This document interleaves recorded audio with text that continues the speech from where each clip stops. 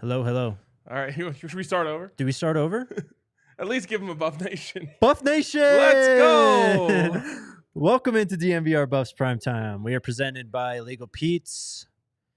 Check out any of their 10 Colorado locations for happy hour 36 p.m. every day.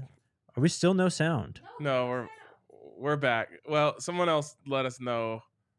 We should have sound now. Sorry, this is the culprit. Hello, puppy. We have a guest on the show again today. All right, we're good. Someone said we're good now, so I assume we're good. Allie There we go. was so What's her name? distracted by the beautiful puppy here that she couldn't do her job. What's the puppy's name? Kinley. Kinley. That is Kinley. I'm sorry. It should have been working. I'm It's all really good. sorry. And then the dog came in, and then I got a little distracted. Great. I'm sorry. This is a great way to get dogs banned from the office. Yeah. Allie. Good job. No. I'm Okay. sorry, Bubs Nation. I don't know how much you guys actually heard, but there's tons to talk about today. The boys are working. If you Yes. didn't hear that. No, they didn't. I don't think they heard anything before we said Okay. Buff Nation. Let's go. The second time. So the boys are working. Miles Slusher is getting some hype from his coach. Shador is finally allowed to work out with the team. And we've got expansion news, but the boys are working. Yeah, and like I said, I think they've turned a corner from honeymoon phase. Everyone's excited. Everything's new. Oh, like what's this in the facility? To now we're home. This is the spot. Let's get to work. And you can almost like, I don't know, you can sense it. You can feel it in the videos. It's not as much just like, oh my God, this is new and fun. Right. It's like, all right, we got to get working now if we're going to be winning soon. Yep, we got our feet under us. Now it's time to hit the road and really get the work done. Nigeria checking in, 11 p.m. Let's go. Wow. Got work very late tomorrow, too. Sacrificing work for the DMVR Buffs Primetime. Incredible stuff. Beautiful thing. First story that we're going to talk about today, though, is expansion, a topic that has been very relevant over the last 2 years. Yep. The Pac-12 on the wrong side of expansion last season, but things are changing. Dennis Dodd posted a CBS Sports article on San Diego State and Pac-12 expansion. A lot of hype on their new Snapdragon Stadium. It has a ton of breweries and stuff in it. Who is this? San Diego State. Okay, all their right. new stadium. The Snapdragon Stadium. the stadium the Chargers didn't want to play at. Right. Allie, would you mind just starring all the questions like the one there from Lawrence that we'll get to in the third? And Yes. guys, we'll get to all of your questions in the third, so appreciate it. Yes, for sure. Hit that thumbs up button while you're at it also. Anyways, in this Dennis Dodd article, he talked to J.D. Wicker, who is the San Diego State University Director of Intercollegiate Athletics. He says that I don't know when the stadium exactly opened, but I think last year was the first full season. Yep. He says before that he was told, you're doing a great job, your break is coming soon, to now he's being told, you're the only team in Southern California that plays FBS football that isn't in the Big Ten. Wow. So San Diego State, we've been seeing a lot of, smoke pointing to them joining the Pac-12 potentially. Dennis Dodd points out in this article, Pac-12 expansion should not happen until the new media rights deal is signed, and that is expected to be the first quarter of this year. So literally any time now, what we've been saying for months and months. Wicker also said, you want San Diego State in your league at a full media rights share because you don't want us in the Big 12. All these Big 12 schools would have a reason to come to Southern California to recruit. I think Big 12 schools are maybe already doing that, though. I think that's a silly reasoning for like these stories are always funny, right? Because they're trying to sell themselves. And it's almost like you act as if the people are stupid. Like you don't think Texas is looking at California for guys. Mm-hmm. Now, obviously, they're about to move to the SEC, but you look around and you just see like all of these schools. They are all looking at Texas, or they're all looking at California. With that being said, that's not the case for me. Mm-hmm. It's, hey, look, you lost Southern California. Get it back. Yeah. Get it back quick and easy. With a team that, I don't know how to explain this, Jake, but they feel like they are a Pac-12 school. For sure. Like when you watch San Diego State, it feels like they could fit into the Pac-12. They've had some big players, some big runs in both sports. They're a better basketball school than they are a football school, but they've had good history in the football world. And you should be wanting to expand your footprint in California now that you're losing your entire footprint in the southern part of the state.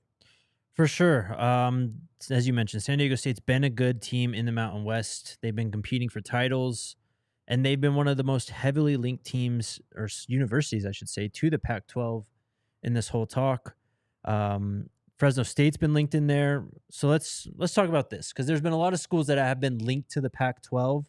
Let's rank these 6 schools in terms of who do you want the most to join the Pac-12. We're going to be talking about Boise State, San Diego State, Fresno State, UNLV, SMU, and Tulane. If anyone else has any candidates that you want to throw in there, we can maybe entertain them. Yep. Light up that chat. All right, let's start. By the way, I saw Malaysia checking in. Yep. That's a first, I think. That is a first. We've got people all over the country. I saw Louisiana, Canada, Louisville, Las Vegas. I mean, incredible. We're nationwide. You guys are the best. Buff Nation, man. Buff World. Buff World. Buff Universe? Buff Universe. Let's start with San Diego State then. We talked a lot about them. Are they your most desirable potential addition to the Pac-12? Yes. Okay. I think so. Again, because it replaces a hole, right? You have a hole right now in Southern California, and that would fill the hole in a much smaller way. So maybe it doesn't fill the hole entirely, but at least gets you tapped back in there, and keeps the Pac-12 relevant in that area. Yes. Next one, probably the biggest football brand in terms of these 5 schools, Boise State. Yeah, Boise State's always been like flirting in and out. Yep. I almost felt like they got picked up at one point. I think they joined the Mountain West from the WAC. So they got from the WAC to the Mountain West. And like I swore at one point they leveled up again. Maybe it was like they were close to a deal with the Big 12 or something along those lines, and it didn't ever come through. To me, this one makes a lot of sense. And maybe I would rank as a pure football decision, you put them above SDSU. SDSU, you do it for the market. Boise, the thing working against them, and probably why they haven't joined a big conference at this point, is because they don't have a big market. Right. At the same time, it's a national brand. I think they have established themselves large enough on a football scale to where people know Boise, like appreciate them as a football school. And you are going to be losing a big chunk of good football in losing USC and UCLA. Yep. If I were Boise, I'd be pointing at Utah and say, look, that's what a school who does really well in the Mountain West can do when you bring them to the Pac-12. So maybe not a big football brand, but a massive market, UNLV. Do you pursue the market alone, even though the football is bad? Yeah. Yes, I would. Now, this depends on how much you are wanting to expand. Because if you're looking for 2, UNLV is going to be, in my opinion, in a dogfight for that second spot. And maybe it's Fresno. Maybe you add 2 more teams in California, right? Fresno, obviously, much better football tradition, too, than UNLV. Boise, obviously, is the opposite, right? Where they're a great football school, not much of a market to speak of. And UNLV, you have this boiling sports market, right? You bring the Raiders there. They have a WNBA team there. I believe they're getting an MLB team there soon. The Golden Knights have been fantastic since they landed in Las Vegas, and their fan base has been rabid. Yep. It feels like that's about to become a major sports city in America, and you have an opportunity to capture that. Now, it's just an odd place because there's not a ton of people that live there, and obviously it's known for the Strip, but then there's all these like suburbs around it. It's kind of an odd. Yeah, it's not your normal city by any stretch of the mind, and that makes it complicated. But it's very Pac-12. It's also where you're now hosting your championship game every year. So, and your conference basketball tournament. So it's a big, the Pac-12 already has a footprint there. I think it comes down to, are you looking for football quality? or are you looking for a market that fits? And that it would be the tiebreaker between UNLV and Boise for me. Okay, so right now we're SDSU, Boise, then UNLV. That's what you got it at? Yeah. Okay. I do love Las Vegas. We will circle back around to UNLV because there's some things I want to say. But how about Fresno State? Their AD and their administration have been trying to make a push also for the Pac-12 or just joining another conference. I think they see the writing on the wall with the Mountain West. It's a football brand, an NFL brand at that. They've sent very good players to the league. You got Leonard Payne coming over there to join the Buffs this year. Mm-hmm. How high do we put them on our potential Pac-12 candidates? I was trying to see if I could find it quickly. I couldn't. I wanted to see what the size of the Fresno TV market was, because it feels like it would even be smaller than Boise. Mm-hmm. But there you go. Number 55, I think it is. I saw 56. You want to look up Boise for a minute while you're at it? This is a tough one. It's kind of the in between of what we just talked about, right? Yep. Not, you have the California thing going for you, but how big is it really? Mm-hmm.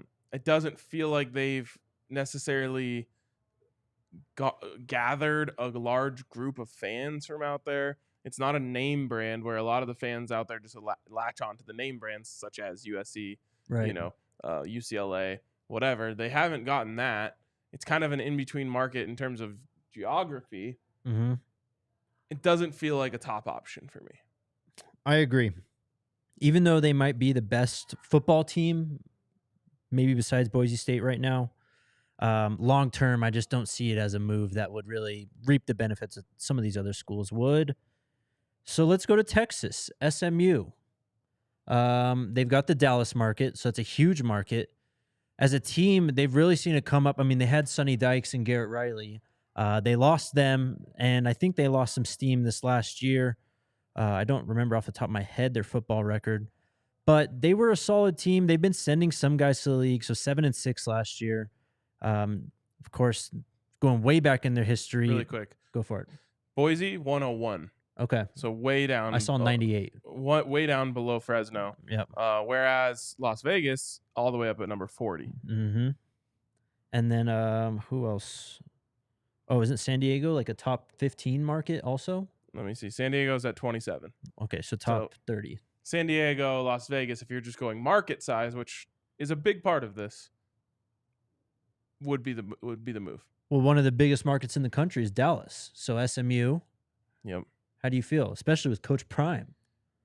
I would love to add SMU to the Pac-12 because, like you said, Dallas number 5 market, and SMU, an interesting football history, but a football history nonetheless. Yep. But just giving the Pac-12 a footprint in Dallas, where Coach Prime is probably the biggest he is anywhere, right? Is a huge dub for the Buffs. Yeah. So I assume Rick George, Coach Prime are saying, let's take a look at SMU. Mm-hmm. That looks great because it does matter. I think sometimes people think this is overblown, but it matters to be able to go into a kid's house.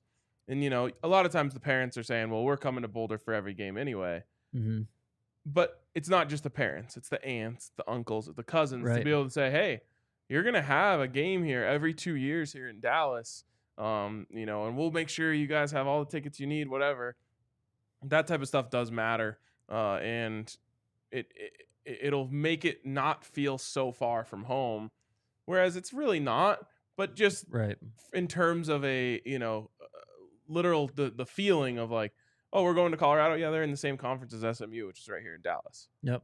A lot of people pointing out Bucky played and went to SMU, so you got that connection. It's really interesting I think it was the well-off from last night, him talking with one of the guys, and they were drawing up offense and talking about how you can call it, how you can scheme it. Yep. And he was talking about how they went they were running the run and shoot with June Jones, and then they brought in Hal Mummy while he was there, and they were like trying to combine the run and shoot with the air raid. And I was like, man, we rarely get to see and hear Bucky talk about football, but I thought that was kind of a cool. I wish he'd do it more. I know, me too. But I think that's because you and I are a little bit of football nerds. Yeah, that's true. Okay, last team out of the 6, Tulane. They've been getting a lot of pump in the comments. They had an amazing year last year. They beat USC outright. USC, I mean, you could argue maybe didn't have all their players, but still beat them on a neutral field. This one seems a bit tougher to gauge. I mean, you have the market in New Orleans, but short-term success, I mean, there is history to Tulane, but not to the level of, sending guys to the league like your Boise States, your SDSUs. And Lawrence points out in the comments, Shadur's QB trainer went to and played for SMU also. I think that's the guy that he was talking to. I don't know his name if you guys want to point it out in the comments. Tulane doesn't feel right. Yeah. It just doesn't. It reminds me of some of these other conference expansions where you're like, what do you mean that team is in that conference? Perfect one is USC and UCLA going to the Big Ten. Yes. The thought of turning on college football first thing in the morning and the 10 a.m. game is like USC at Purdue is so weird. Yep. It doesn't feel right. And that's not, feelings aren't all that matter, but I would put them last on my list just because Tulane in Louisiana being in the Pac-12, the Pacific 12, makes no sense. Okay, so where did we rank SMU? Where are we putting them? Above Fresno, I'm assuming. Yes. So are we going above Boise? Because this is a Buffs podcast, and all I honestly care about is the Buffs, not the rest of the Pac-12. I'm putting them all the way up at number 2. Okay. So SDSU, SMU, Boise State, UNLV, Fresno State, Tulane is our top 6 from what we talked about. Yeah, and someone might say, you just said no Louisiana because it feels weird and having a school in Dallas. Honestly, Texas and Colorado are not far apart. No. If you were to start driving right now, trying to get to Texas, now Texas is huge. Yeah. But you can hit Texas in like 4 or 5 hours. For sure. Then you have a long, 12-hour drive after that to make it anywhere else. Yep. It takes a while. Going back to UNLV, though, man, this is a team that has really struggled in terms of the football program. Have only been to 2 bowl games since 2000. They won in 2000 in the Las Vegas Bowl, lost in the Heart of Dallas Bowl in 2013. Going back to 2000, they have only eclipsed 5 wins twice. Wow. Both of those years, 2000 and 2013. This is SMU. This is UNLV. Oh, this is UNLV. Yep. Marcus Arroyo, hired there in 2020 during COVID, went 0-6, 2-10 and 21, respectable 5-7 last year, though. Yeah, I mean, they're down so bad that him going 5-7 got him like mentioned in the Buffs. Yeah, in head coaching search. It was like, wow, it's kind of like the Dan Campbell thing, right? It's right. Like, wow, Dan Campbell had a winning record with the Lions? Yeah. That's impressive.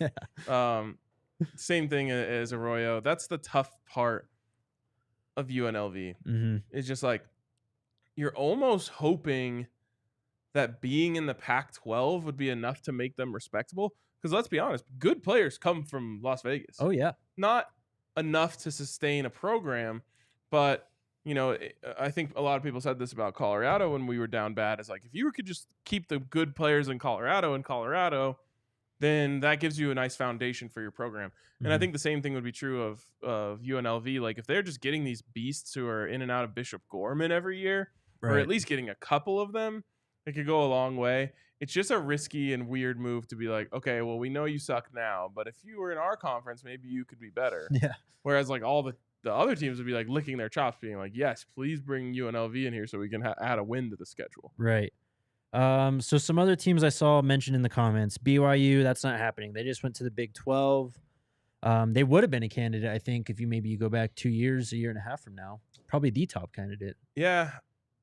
I don't know why that wouldn't work out and why it didn't work out.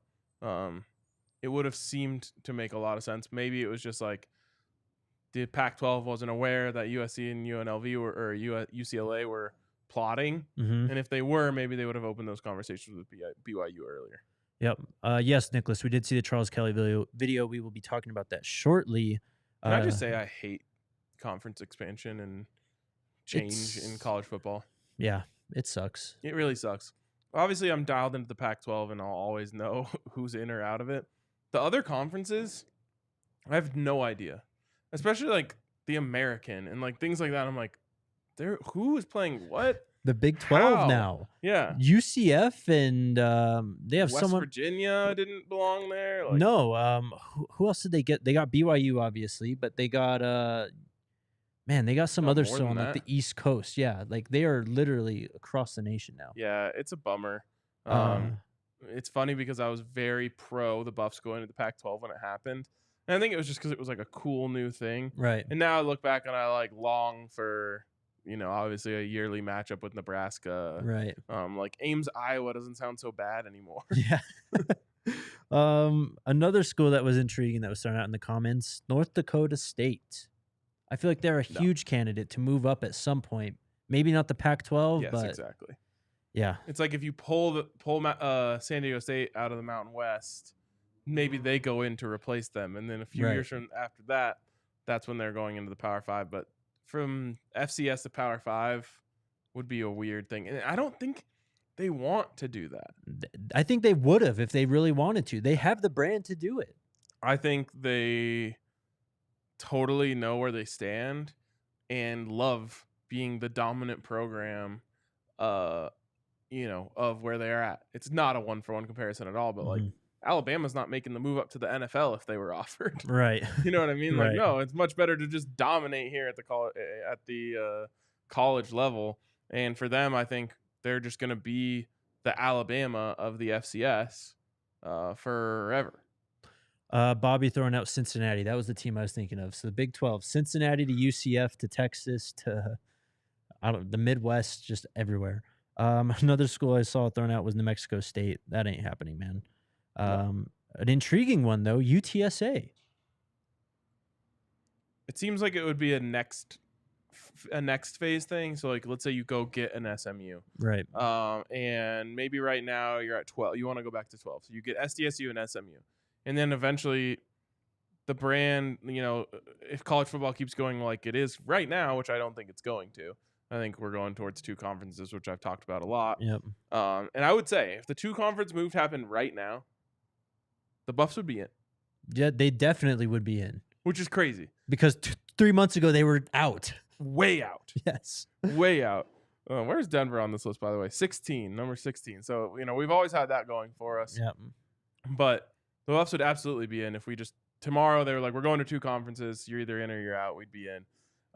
Anyways, if the Pac-12 is around for the next 5 years, let's say, so you go back to 12 and then you want to go to 16, I could see a UTSA like being in that mix because now, okay, well, we have Texas on the footprint. Let's expand, a little bit south and expand that footprint in Texas. That would make sense to me.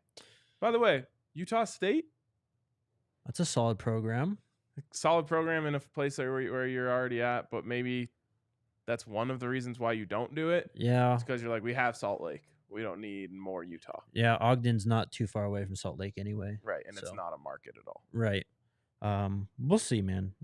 I don't know. Restructuring has been what I call it. Not even realignment. It's Conference restructuring. it's restructuring college football. It's restructuring the sport. Yep, It's and been insane.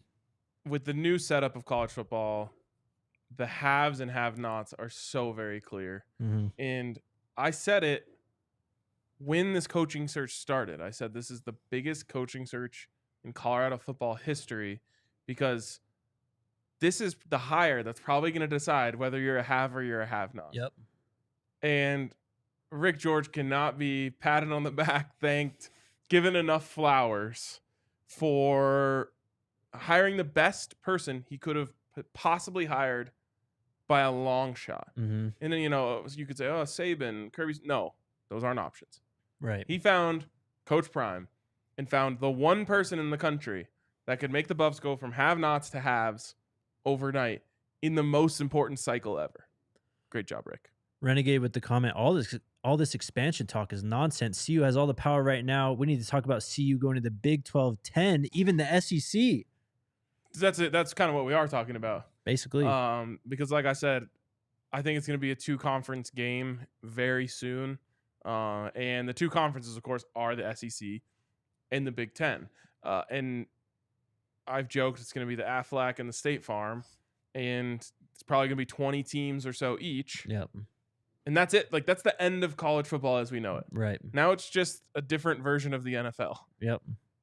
It's going to be a new league name too. Right, which is going to be odd, and I kind of hope it takes as long as possible for it to happen because I don't know if I'm ready for that level. But the Buffs will be in on that. Mm-hmm. And maybe for them, it's the sooner the better because they have Coach Prime on their side now for sure. Right. Okay. That's enough restructuring, I don't know, realignment talk for a while, hopefully. So I'm here to tell you guys about our friends over at DraftKings Sportsbook. 4 teams, 2 conference championship games left in the NFL season. No better place to bet than at DraftKings Sportsbook, an official sports betting partner of the NFL. New customers can put down just $5 and get $200 in free bets instantly if you bet on this weekend's conference championship games. You can also boost your winnings up to 100% with their stepped-up same-game parlays. I followed in your, I guess, your pattern, Ryan. I put money on Sean Payton, and now it looks like he's out for the running. So I said, yeah, don't do that. Well, Yeah. I said I wasn't going to do that. yeah, My David Shaw ticket, which I took because I was like, I'll just pick the one that seems like they're out. mm-hmm. Kind of looking good now. There you go. Does anyone have a D'Amico Ryans ticket on the show? Not that I know of. Bummer. And now it's gone. Yeah. Can't bet it anymore. Well, download the DraftKings Sportsbook app. Use code DMVR. New customers can bet $5 on the conference championships and get $200 in free bets instantly. Only at DraftKings Sportsbook with code DMVR. Minimum age and eligibility restrictions apply. See show notes for details. Also, shout out to Jive Hive, the virtual dispensary on wheels. That is JIVEHYVE.com. They offer the convenience and low pricing that you would want if you say you're a lawyer or a doctor. They also have the privacy and security for discreet deliveries to wherever you may be. If you're at home already partying, don't want to leave the house, Jive Hive's got you covered. Just visit jivehive.com. That's JIVEHYVE.com. And get your order delivered the same day or schedule a delivery window. We'll be there to say hi. Head over to jivehive.com and enter your address to find out if Jive Hive can deliver to your door. Now serving Aurora, Greenwood Village, Monument, Fountain, and various areas of El Paso County. That's JIVEHYVE.com. Don't drive, Jive Hive. Interesting comment here from Smoke in the comments who says, so you and Coach Prime need to be the Bama of the West. And the reason I bring this up as interesting is because that has not existed. The last true powerhouse in the western part of the United States was Oregon and Chip Kelly. And even they did not win a national championship, made it to 1. I was going to say USC with Pete Carroll. And you could even have to go back that far. So the position for a dominant college football program in the West is literally wide open and has been for a long time. Yep. USC, the door was wide open for them to jump back in. They fumbled the bag for years and years and years before finally getting Lincoln Riley. Now, I guess you could say they're still going to be around in the West. They're not moving, but Right. they're not, they're not playing at least half of their games in the West. Yeah. So it's different. They would obviously be the number 1 candidate with Lincoln Riley being there and obviously Caleb Williams for now. But other than that, It's there for the taking. it's there for the taking. And by the way, USC still, even with Lincoln Riley, missed the playoff. Well, to your point, the Pac-12's got to stop cannibalizing itself at some point too. True. We've seen it with Utah, we've seen it with USC and Oregon, both stumbling, all of them stumbling at the finish line. So my take on that is it's not the Pac-12 cannibalizing itself. Okay, It's those teams just not actually being good enough. it's fair. Like if you're a true dominant team, you just don't lose to like Oregon State Right. in Corvallis. Mm-hmm. You just beat them. Yep. It's not the Pac-12 cannibalizing. It's just those teams not actually being true contenders. That's a good point.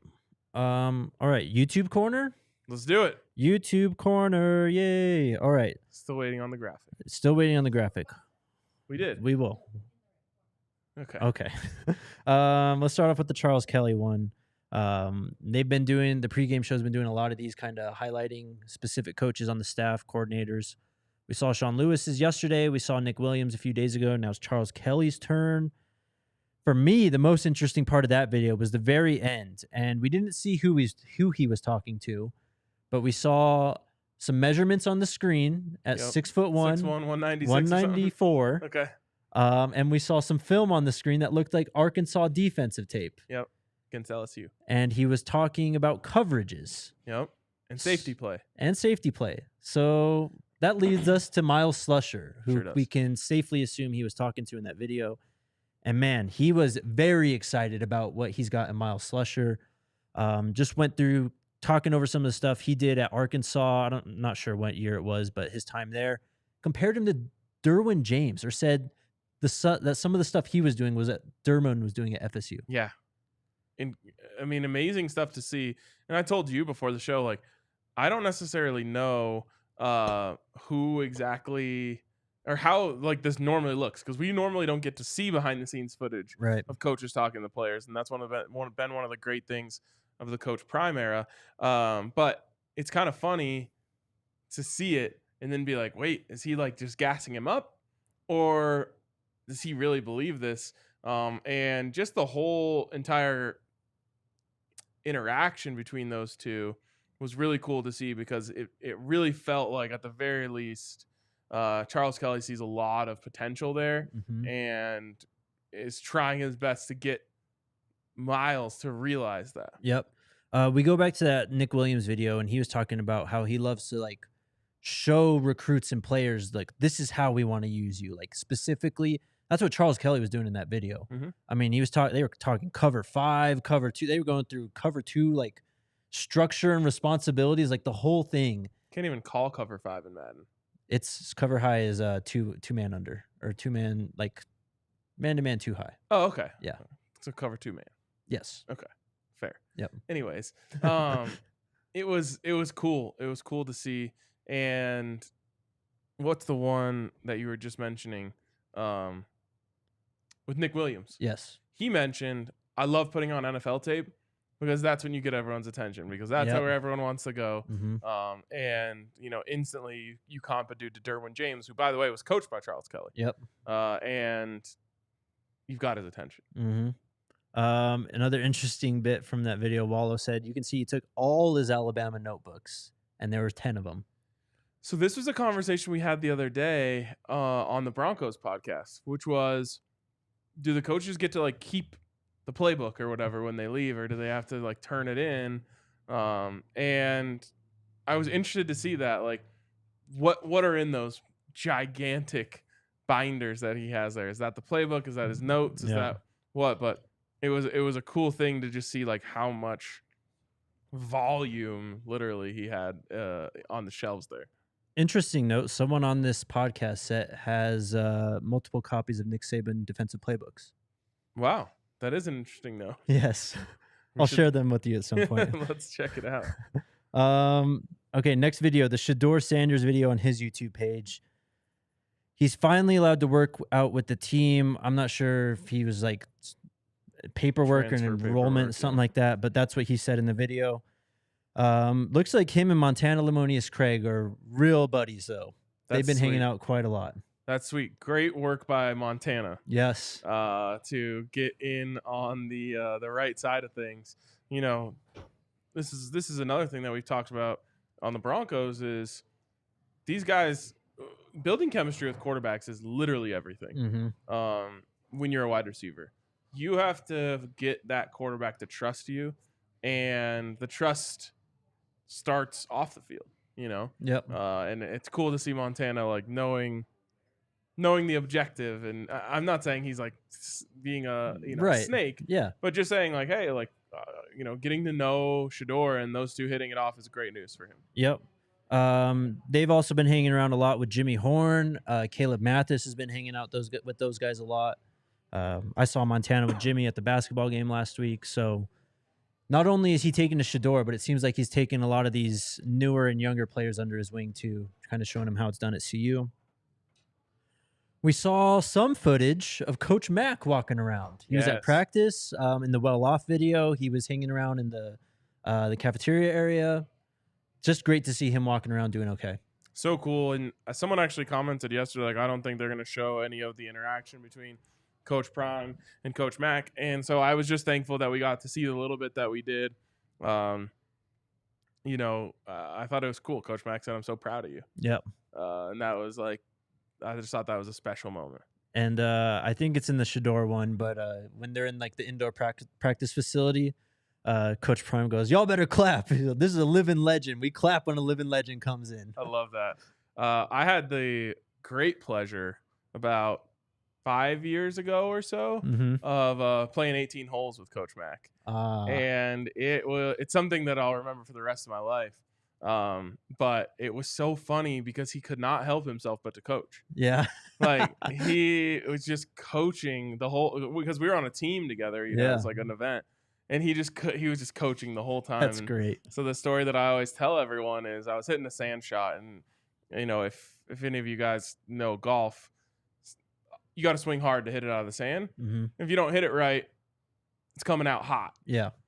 And so Coach Mack is standing on the other side of the green from me, but directly where I'm trying to hit it, you know, kind of behind the flag from where I am. And I just go, "Hey, Coach Mack, heads up just in case I catch this one thin." And he just goes, "No. He just walks all the way across the green, literally gets down in the bunker with me, puts his arm around me and goes, "Son, you can never think about that. Never think, what if I hit this wrong? The second that you've let that into your mind, you're going astray. Think about what's going to happen when you hit it right. Visualize yourself putting that ball on the bottom of the cup." And he's just like going off. And I was just like, I'm not going to say anything.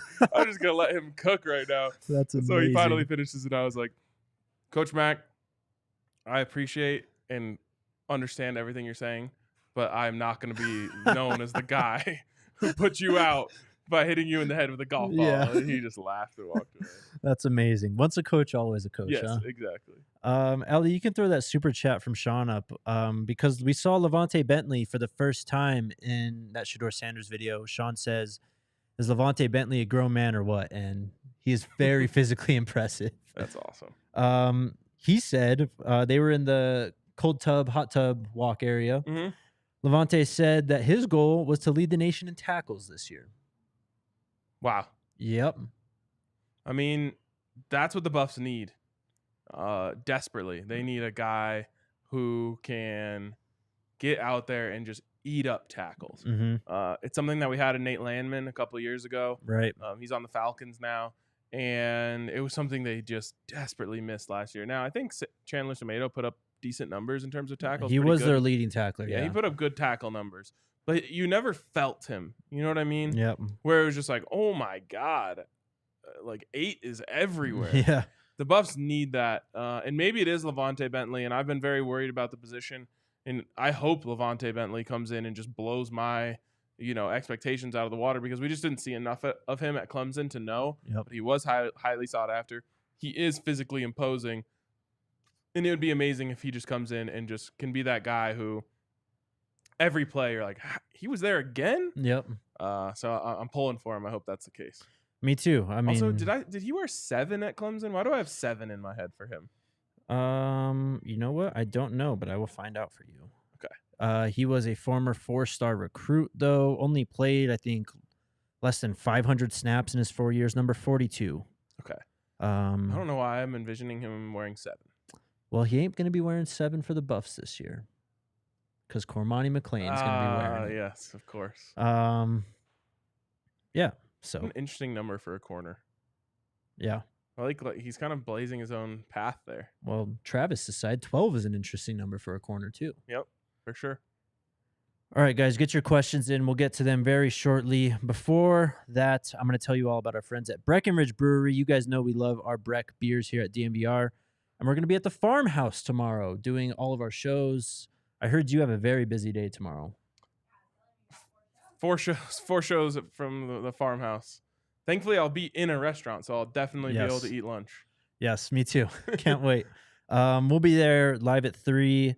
And then I think after that, we are also doing a draft pod. So if you guys are looking for more draft or NFL conversation, check that out. Even just looking at this picture, you could just see how vast that place is. It looks like you're entering massive. a neighborhood. That's just the Breckenridge Brewery. It's a legit campus. Yeah.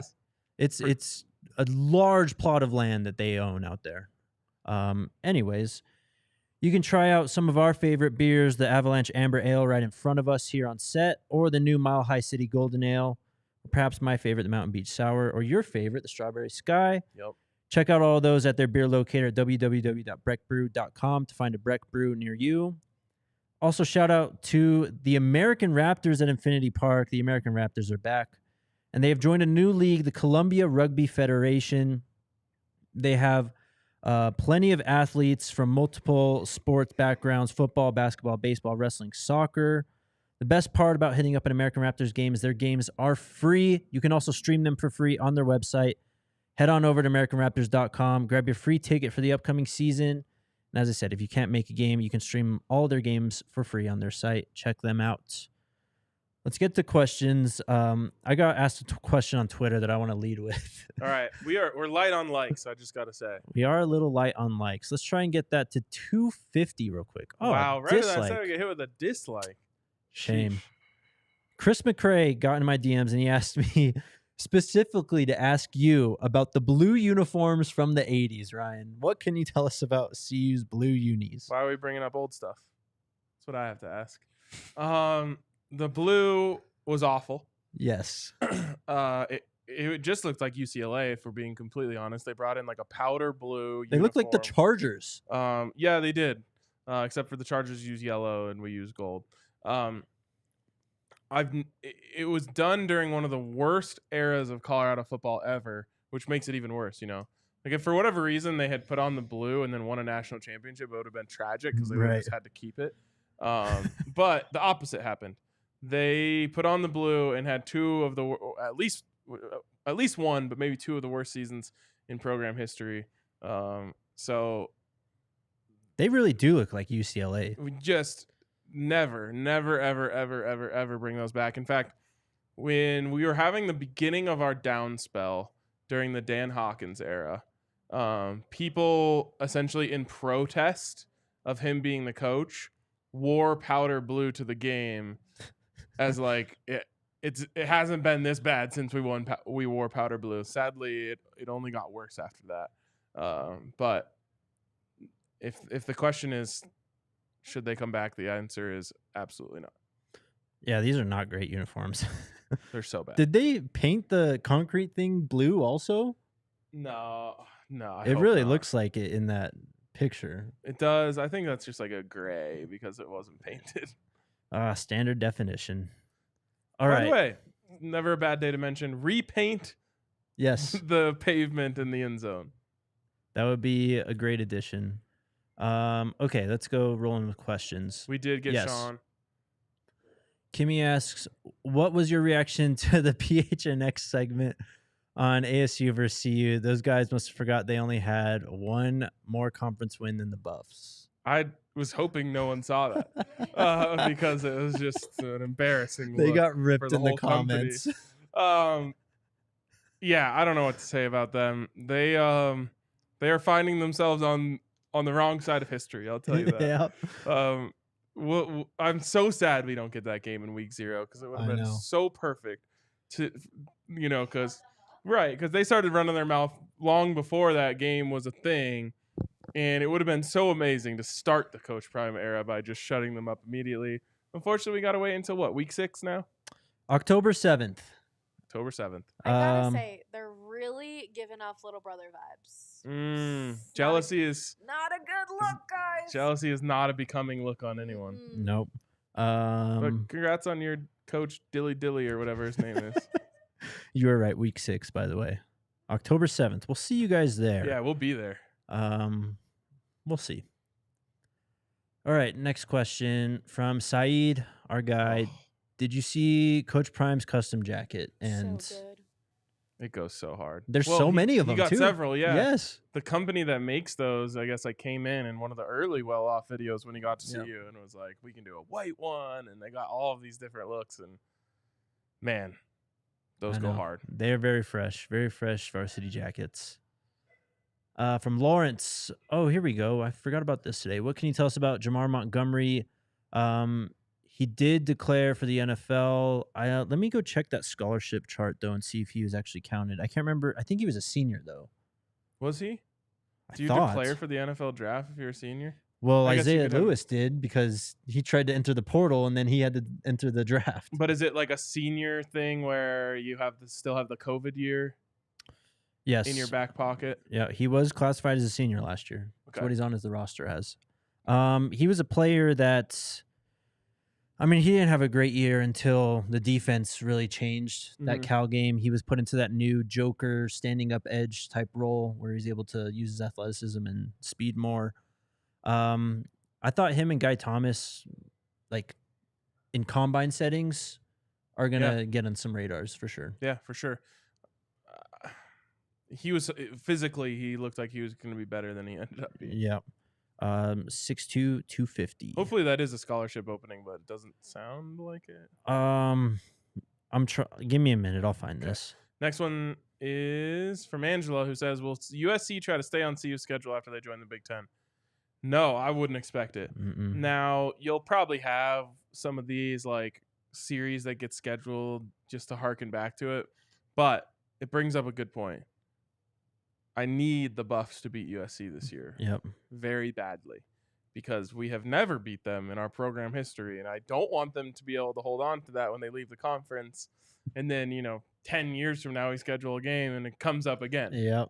So let's get one on the way out, have the last laugh, and then 10 years from now I can say you guys haven't beat us in 11 years. CU has the offense now to potentially go toe to toe. They were up 7-3? Should have been Or down. They could have gone up 10-3. Yeah, is what it was. I think it was. Oh man, the good old days. Jamar Montgomery isn't on Adam Munster Tigers' scholarship list. This was last updated on the 20th, and they had 94 then, so this doesn't affect that.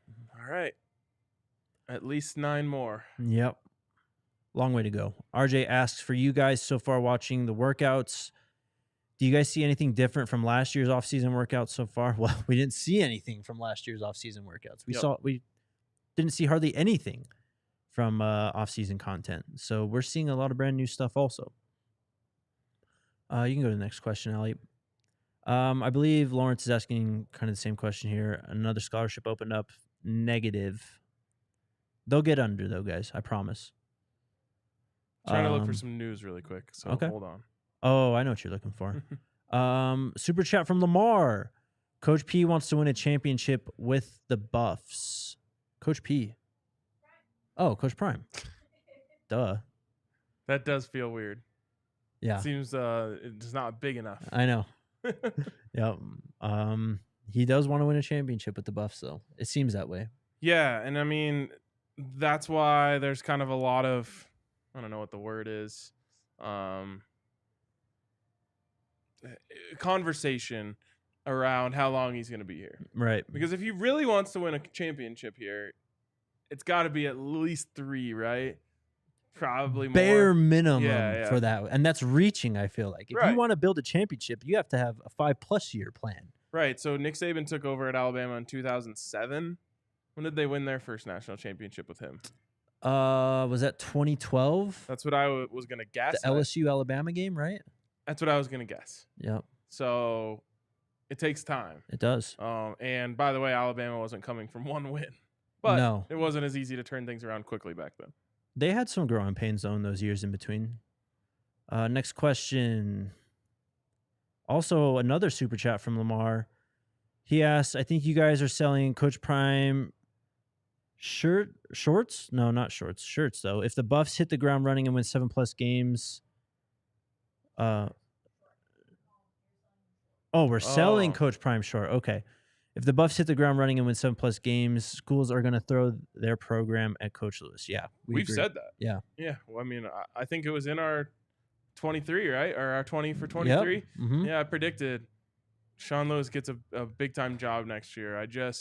If things go as well as I think they could on offense, he's going to be a coveted name. Yep. By the way, I was looking for Kavion Thunderbird to see who he committed to. It looks like he's pushed back. Oh, no. So we're back to Come on. 5 Central Time. That means 4 our time. So in 7 minutes here, we should find out. But I will say, doesn't sound like he's going to be a Buff. Yep. Maybe if you guys get us to 300 likes, we'll stay on past 4 o'clock and discuss. Let's go. H family, what's up?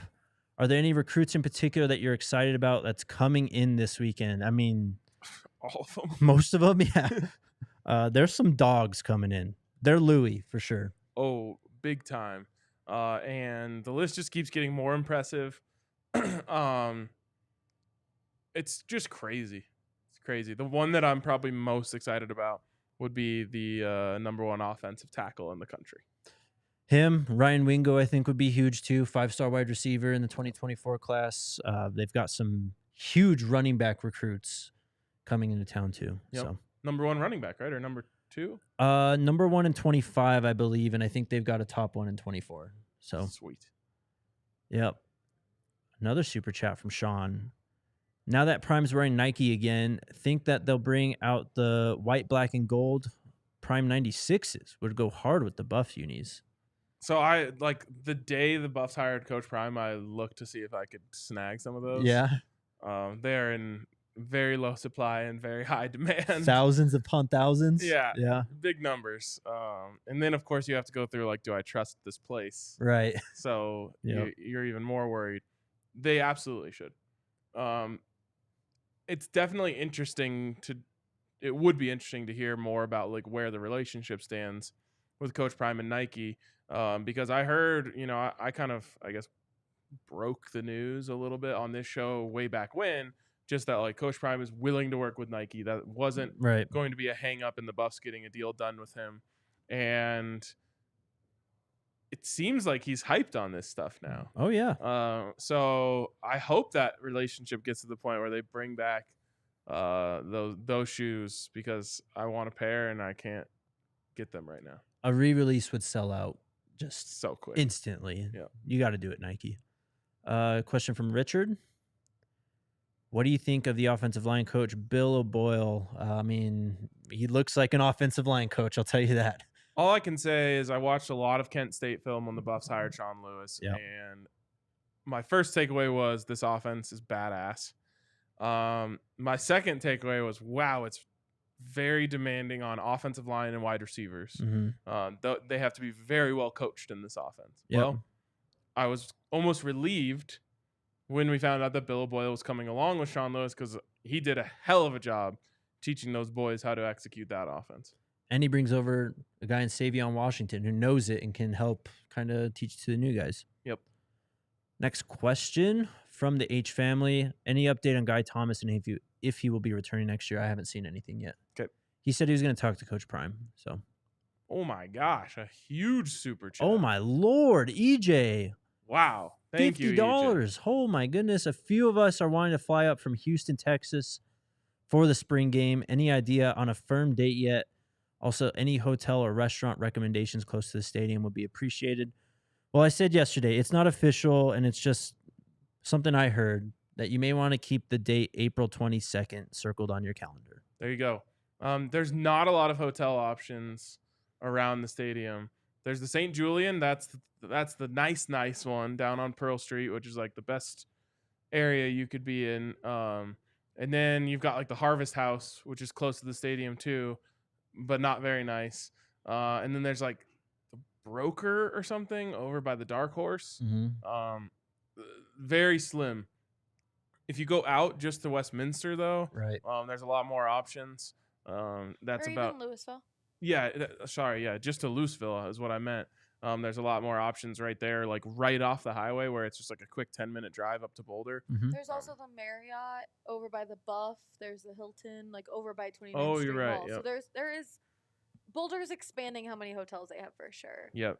The only one that I can say for sure I've heard good things about is the St. Julian, but also going to be the priciest That's by the a priciest. long shot. I've stayed at the Marriott and thought it was really good. So, Okay. and across the street you have a really good breakfast restaurant. There you go. There we go. And then on top of that, EJ just dropped another $5 super chat just because they can, and we really appreciate you. Appreciate you, EJ. Jamel, what is up, man? Who designs the uniforms and has final say? So Nike designs the uniforms. And the way it's worked in the past essentially is like Colorado can give them ideas of things they like, and then they're going to come through with the uniform. So Colorado can say, hey, we want gold numbers on the black jerseys, or we want whatever. And then Nike's going to churn out, and their design team is going to churn it out. The same way that like you and I can go to Eric and say like, we should do a Coach Prime shirt that looks like this. And then he's going to create it based off of, the feedback that we gave or the ideas that we gave. And then the university can say yes if they like it or not, you know. And if they don't like it, they send it back and do something new or change it up. But usually they'll send them like a big. You kind of saw it, right? That big packet. I'm Right, sure that was yeah. just full of options and ideas. Mhm. And then CU will send back some feedback. Oh, we want to change this, that, and the other thing, and then hopefully get the unis. It's funny, Jake, because the Broncos have said they're in the process of changing their uniforms For right? years. But they said, well, Damani Leach, who's just new this year, Right. said okay. like, we're going to start the process, but it's a multi-year process. Now, Jake, why in the world would it be a multi-year process for them, but the Buffs are going to be able to get this done in a matter of months? Same company, Nike. That's an excellent question. I didn't think of that. I think they're dragging their feet. Yep. Just my thoughts. I saw a comment. We were wrong. Coach Saban did win in year 3. That's when they beat Texas when Colt McCoy got hurt. Oh, wow. Yes. Yep. And was replaced by Garrett Gilbert, I think so. Yep. Okay, good call. Mark Ingram's Crimson Tide. So year 3, it's possible. It is possible. By the way, been done. first year, Coach Saban played the Buffs in Mobile, Alabama in the something bowl. Wait, no, it wasn't Mobile. Maybe it was Mobile. I can't remember now. Interesting. That was his But first bowl game at Bama? First year, first bowl game at Bama. Colorado versus Alabama. How'd it go? They won. We made like a late charge to make it a game, but two programs that were headed in Outclassed. vastly different Yeah. directions. Sean says, I booked a room at the NBC Suites for the SC game. Let's go. Baby. Complimentary drinks from 5 to 7:30. Let's go. Hell of a deal. Well, he threw it out there. Rick. I love a good hotel bar, by the way. Oh, yeah. Well, great place to have a drink. Top 5 drink setting for sure. I think so too. Super chat from Rick. I appreciate the content you all provide to us fans. Long live DMVR. As an Army vet, I'm digging the camo arcade. That's a second camo Okay, shout out yes, today. Appreciate that. Hashtag ScoBuffs, baby. We appreciate you, Rick. Thank you so much for following. And for your service. Yes, sir. Jeff, any other former Buffs in the mix for coaching? What does that mean? I don't Like know. a Ryan Walters thing? Like, are Maybe. there any former Buffs who are capable of coaching or going to coach? Like a Hagen's? Yeah, not on this staff, doesn't sound like, but I don't know if there's like you know who's the next in line? Who? Chidera Uzo-Diribe, Oh, yes. who is coaching the defensive line at Georgia or is Mhm. involved in the defensive line at Georgia. I Yep. don't know exactly what his title is, but he has been a shooting star the way that he's kind of rose up the ranks. Started at Colorado as a GA, did a great job. There might have been another place in between, but then he went to Kansas. I believe worked under Les Miles there. Then made it up to Georgia. And when the Buffs were waiting on their defensive line coach, I was thinking maybe he was a target for them. Yeah. But he's going to be the next name from Colorado in the coaching world. Yep. They hired Pat Hill to coach defensive tackles instead from LSU. Yep. So not bad. Yes, we'll take another SEC coach. For sure. No way. I don't think we can do that. But while we're on that topic, absolutely just incredible content. Anytime we get Shiloh and Coach Prime in the same room. Dude, the part where Shiloh's just like standing on the white carpet and Coach Prime just turns around and you just know shit's about to go down. Off the white. Off the white. And then, of course, Shiloh looks at Bucky, Yeah. who's holding the camera, and he's like, but Yeah. off the white. Oh, it's great. That was great stuff. Another question for you. Yesterday on Twitter, you championed my idea to bring Zisk on as a guest. He shot it down. What about Adam for a guest hit? People can learn about your history and learn recruiting. I mean, We'll he's up definitely there. try to get Adam. I know he's super, super swamped right now. So we'll see if we can make it happen. Maybe if things ever cool down at all. But Yes. I'll assure you of this, Ryan. Tyler Ziskin will be here. You don't have to worry about that. 100%. There you go. Tyler Ziskin is one of my best 100%. friends. So whatever he said about I'm staying out of the podcast game right now, that won't last long. Going to dinner with him tomorrow. There you go. Stay tuned. Nicholas, again, do you guys feel like it will be some visitors for 2023 this weekend that will go unannounced? I mean, so there is one JUCO tackle I know that is visiting that is 2023 eligible. I think he's the only 23 guy I've seen. So there, I mean, as you said, there could be more that we just don't know about. Yep. But I mean, this would be the weekend, I guess, to come in under the radar when you have this many future recruits visiting. So Nicholas Harbor. there's some news on that. Oh, Jim Harbaugh visited him in home yesterday. wow. Interesting. Yep. Well, when the Broncos panic and just throw like $30 million at Harbaugh and get him away, then maybe he'll come back to the Buffs. All right, we're changing the topics very quickly here. The H family, unless you had more. No, I think Harbor is probably out of the cards, but I'm Yeah. gonna keep my fingers crossed. We'll see, man. Coach Prime, I think, he's got to have one surprise up his sleeve for signing day, right? I would think so. It does feel like, though, it could end up being a uneventful, other than the fact that they're getting the 9th best cornerback recruit of all time To officially sign. sign. Yep. H family, we'll see you reduce the amount of student tickets given the crazy demand. We've talked about this a bit. I wonder if they can like go back on their word of saying I they're going think to expand it. they definitely would, though, if they could. Like right now. It'd piss off the students for sure. Not really, though. Like, Really? I don't think the students are going to be pissed if they get 2,000 less tickets. What they'll do is what they should do. Again, I'm assuming that people are listening to me when I say things on this show now. What you should do is take those 2,000 back, sell them out, and then just oversell the shit out of the student section Mm-hmm. and just say, like, figure it out. You guys will be fine. And, you'll squeeze 12,000 into 10,000 seats. I have a feeling they're going to be squeezing people in almost everywhere they can.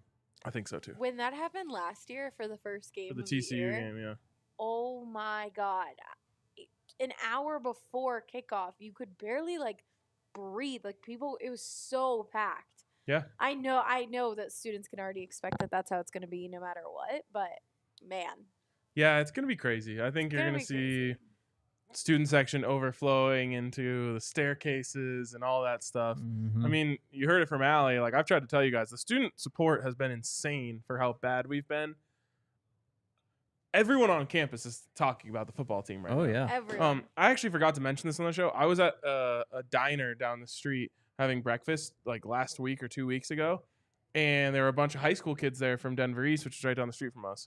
And I swear to God, for the first time in my life, I saw an entire table of high school kids talking about CU football. And I was like, oh my God, That's amazing. we coming.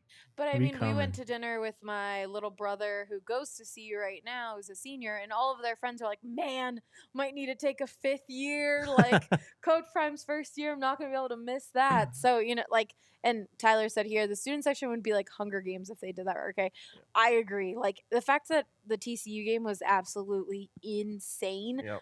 Like, mosh pits were starting, like, in the concourse and stuff. I can imagine that every game. By the way, I told all of her brother's friends who were talking about taking a 5th year, I said, my only regret about my 5th year is that I didn't take a 6th year. Love that. Well, maybe you can try and get a COVID year. Yeah, exactly. There we go. COVID year. On TCU, though, I think we've been underselling their losses. I sent you that graphic today, and man, Sheesh. Yeah. That is a lot to overcome. Mm-hmm. And maybe not even as many or as important as the one that wasn't on that graphic, which is Garrett Riley. Right. And by the way, they replaced him with Kendall Browse, who everyone hates. Yeah, even TCU fans. Yes. I can't wait. I think the Buffs have a real opportunity. There we go. We've What's got Sloan here saying, does Folsom have screens outside of the stadium for fans who can't get in to watch the game live? They Yes. do. Franklin Field, there's like a massive Oh, one. that's right. And yeah. I bet they might add more probably. But Franklin Field right next to the stadium is probably where most of the festivities will be with like extra TVs and stuff for during the games. I hope they won't do this, but I hope they just scrap the entire thing that they've been doing on Franklin Field. And I know they won't because it makes money. Mm-hmm. But essentially what they have on Franklin Field is like around the outsides of it, they have these tailgates, which are called like valet tailgates, which if you have the money for it, sure, it's great because you never have to take anything home. They like store all of your stuff for you. Then they bring it out on Saturday. So you pull up and your tailgate's already all set up, which is the high life, I'm sure. Mm-hmm. But it used to just be like that field was just full of cars. Everyone's tailgating on it, which was sick. Now they switched it up But they do have a nice viewing setting out there for people who can't get into the game. Also, people who like to go out for halftime, have an extra drink. What?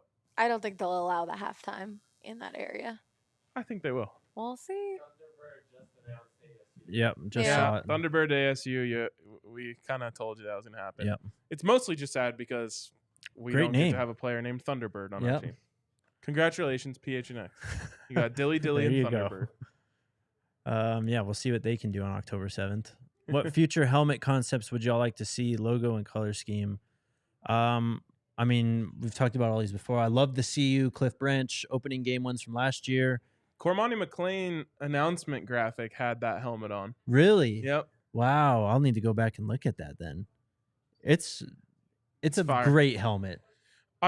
It's time for the metallic gold helmet in one fashion or another. We've talked about doing metallic with the black horns, Mhm. which would be cool. But anything metallic, I think, would slap. You could also do like more of that gold leaf that Notre Dame has done a little bit. Right.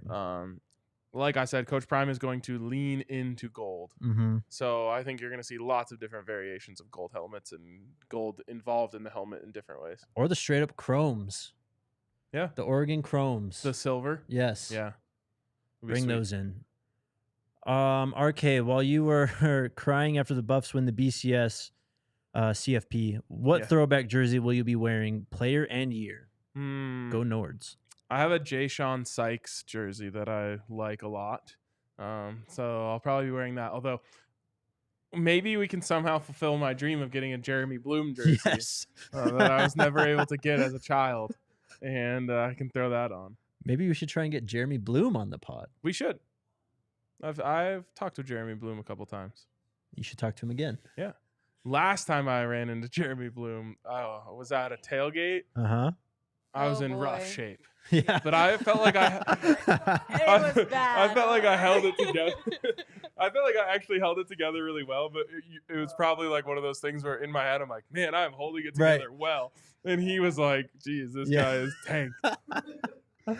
Lawrence brings up the Mata video, says he can kick in 50 plus. He actually said in that altitude. video, anything under 55, I'm good. Yeah, he's feeling it. Yep. One last super chat. Buzzer beater from Jonathan. Need a well-off logo on the uniforms and prime cleats. Love the show. And refer to Shiloh as Big 21. Big 21 or Big 21? Or Headache Gang CEO. There you go. Yeah, I'm. Have you seen those new cleats, by the way, that they're letting the recruits wear? It's like they're No. like black with like a metallic gold swoosh. Are they the cleats that like Shador and everyone was wearing in that video? Because they were talking about their cleats a little bit. I didn't see that one. Okay. It could be them, but I haven't seen the They're recruit fire. ones you're talking about. Yep. That's it for today, guys. Another good show. We'll be live at the Breck Farmhouse tomorrow. Can't wait for that. Draft pod after, of course, too. Let's go Buffs. Let's go Buffs.